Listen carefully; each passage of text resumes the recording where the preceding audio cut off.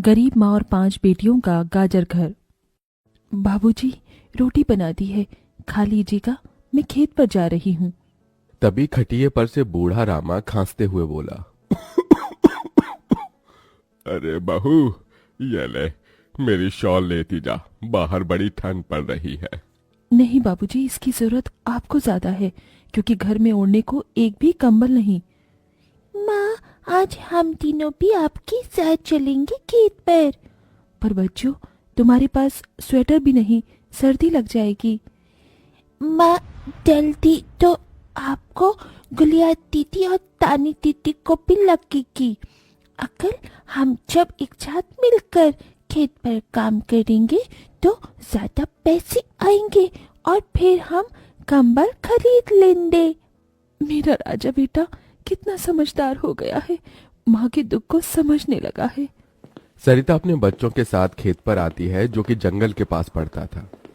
बच्चों, हमें आज के आज खेत जोतकर गाजर की फसल बोनी है।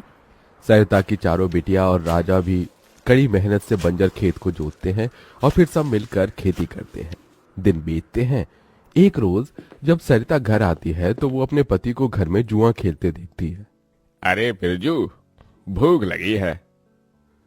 ये ले, दारू 2 घूंट मार ले। अरे खाली दारू, इसके साथ कुछ चखना मिल जाता तो मजा आ जाता। अरे देख बिरजू, तेरी लुगाई आ गई। बिरजू को घर में जुआ खेलते देखकर सरिता बौखला कर बोली, अजी, तुमको शर्म नहीं आती? घर में जुआ खेलते और दारूबाजी करते। तो फिर बोली, अरे जानती नहीं, पति परमेश्वर होता है और पत्नी की जगह पति के पैरों में होती है। चल जल्दी से मेरे लिए अंडा ऑमलेट बना और गरम रोटी भी। तुम्हें अब मुफ्त का खिलाने को राशन नहीं मेरे पास। 6 बच्चे हो गए हैं, जानती भी हो इन सब का पेट कितनी मुश्किल से पाल रही हूँ मैं। तुम्हें तो जिम्मेदारी से मतलब ही नहीं। घर में बूढ़ा बीमार पिता है, तुम तो कमाने गए थे ना, फिर क्या हुआ? आते ही पैसे मांगने लगी। पति ने खाया पिया कि नहीं ये तेरा बाप पूछेगा। नशे में धुत बिरजू सरिता से अकड़ते हुए अपनी चमड़े की चप्पल निकालकर उसे बहुत पीटता है। ये ले, और लड़ाएगी जुबान? मैं कमाता नहीं तो क्या इस घर में मेरी इज्जत नहीं होगी? ये ले। बचाओ, ओह बचाओ, माँ को मत मारो पिताजी।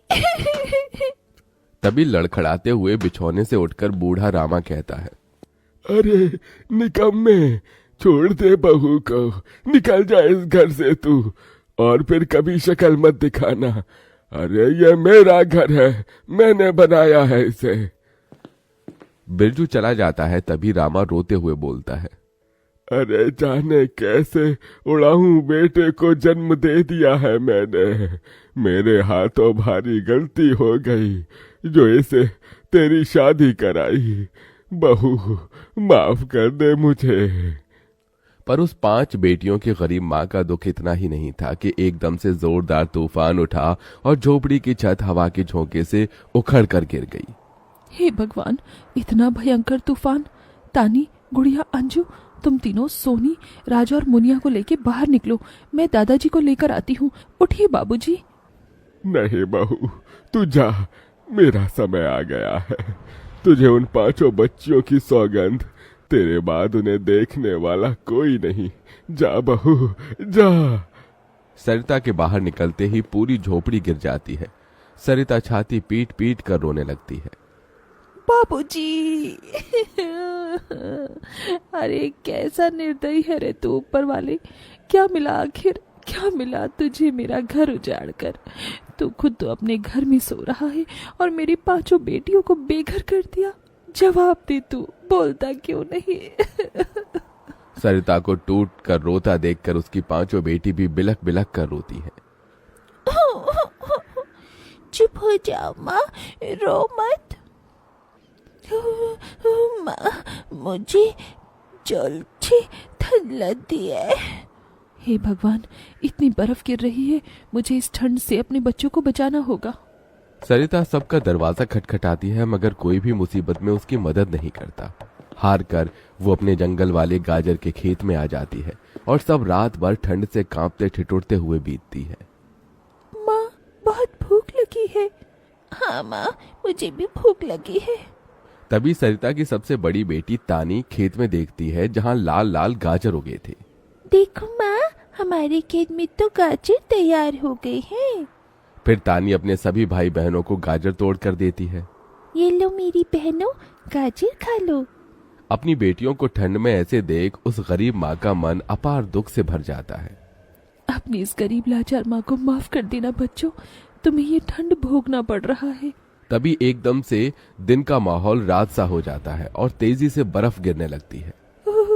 बाप रे बाप, एकदम से इतनी ठंड, ऐसे तो बिना घर के हम बच नहीं पाएंगे।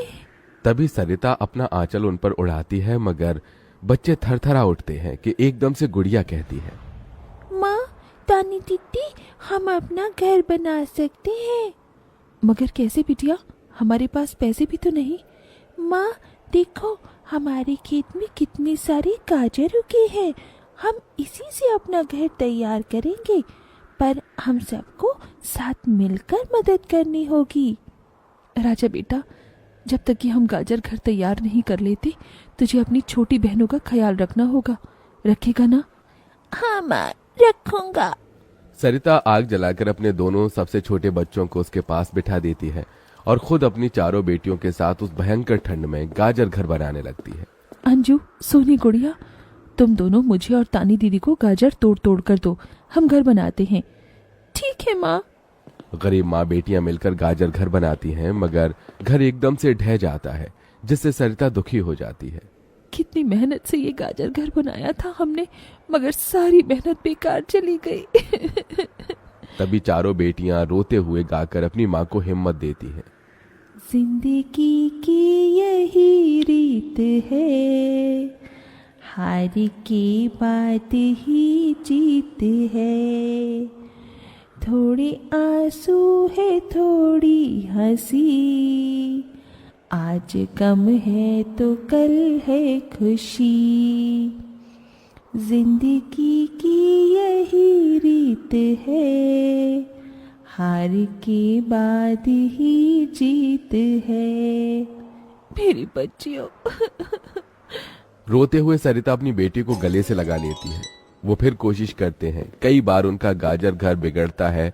तभी गुड़िया कहती है, माँ, अगर हम अपना गाजर घर मजबूत बनाने के लिए पहले लकड़ी फट्टे से ढांचा बना लें, तो फिर हमारा गाजर घर नहीं गिरेगा।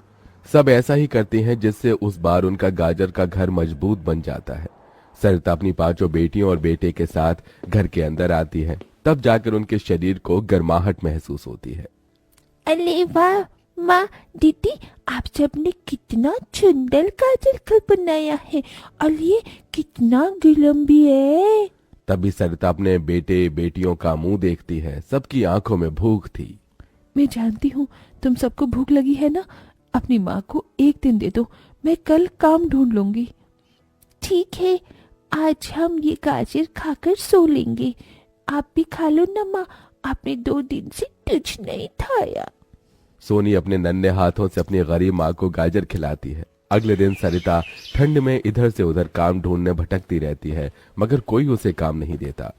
इधर अब उसके खेत के गाजर भी खत्म हो गए थे, जिससे उसकी बेटियां भूखी थी और उसकी दुधमुही बेटी भूख से रोई जा रही थी। माँ, मुन्ना को भूख लगी है, उसे खाना चाहिए। छोटे बच्चे खाना नहीं खाते राजा, इसे दूध पीना है। हे बसुरी बजैया, एक माँ की ममता की इतनी भी परीक्षा मत लो कि वो अपने बच्चे को दूध भी ना पिला सके। तभी सरिता को द्वार पर एक गाय के रंभाने की आवाज सुनाई दी। माँ, लगता है बाहर गाय आई है। सरिता अपनी बेटियों के साथ बाहर आकर देखती है तो गाय के थन से दूध की धारा बहे जा रही थी। इस गाय के थन में कितना दूध गिर रहा है। सरिता गाय का गर्म दूध अपनी बेटी को पिलाती है। तभी गाय उसके खेत में जाकर गोबर कर देती है, जिससे एकदम से जादू होता है और खेत लाल चमकदार गाजर से भर जाता है। माँ, ये तो कोई जादुई गाय लगती है। देखो, हमारे खेत में कितने गाजर उगाए। हाँ गुड़िया, मैं जादुई गाय हूँ। मुझे वरदान प्राप्त है, जिस भी बंजर खेत में मैं गोबर करूंगी वो फसल से भर जाएगी। मैं इससे पहले भी तुम्हारे खेत में आई थी। इसका मतलब गौ माता, आपकी वजह से उस वक्त भी मुझ गरीब के बंजर खेत में गाजर उगी थी। आपका कोटि कोटि धन्यवाद गौ माता। माँ, तुम काम ढूंढ रही थी ना, अब मैं ढूंढना। तुम तो कितना अच्छा गाजर का हलवा बनाती हो, और गाय के दूध से खोया, घी, दूध सब बनता है। तुम हलवा बनाकर बेचो। सरिता उस गाय के दूध से घी खोया तैयार कर लेती है और गाजर का हलवा बनाकर बेचने लगती है, जो कि लोगों को खाने में स्वादिष्ट लगता है। उसकी अच्छी कमाई होती है, जिससे उसकी आर्थिक स्थिति ठीक हो जाती है और वो गाय उसके गाजर घर के बाहर बंधी खेत के गाजर और घर दोनों की पहरेदारी दिया करती।